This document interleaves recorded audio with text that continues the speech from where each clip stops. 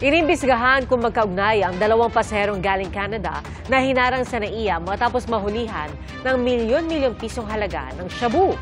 Ang isa po sa mga pasahero, emosyonal, na itinangging sa kanilang bagahe.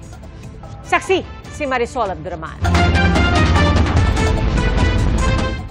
Unang naharang ang lalaking pasahero na dumating sa NAIA Terminal 3 alas 11 ng umaga kahapon. Nasa 20 kilong shabu ang nadetect sa bahagi ng pasaherong galing Canada. Katumbas ito ng 140 million pesos ang halaga. Yung passenger from Canada, nag-connecting flight po ito via Hong Kong, then from Hong Kong to the Philippines.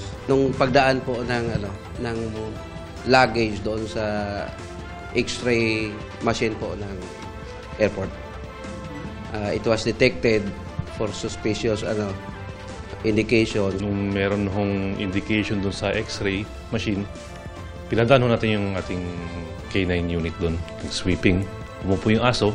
So that's another indication na most likely may nilalaman na illegal na droga.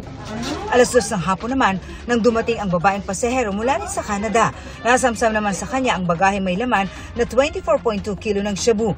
Nagkakahalaga ito ng 164.7 million pesos. Pero umiiyak at nagsisigaw na itinatanggi ng pasahero na sa kanya ang bagahe.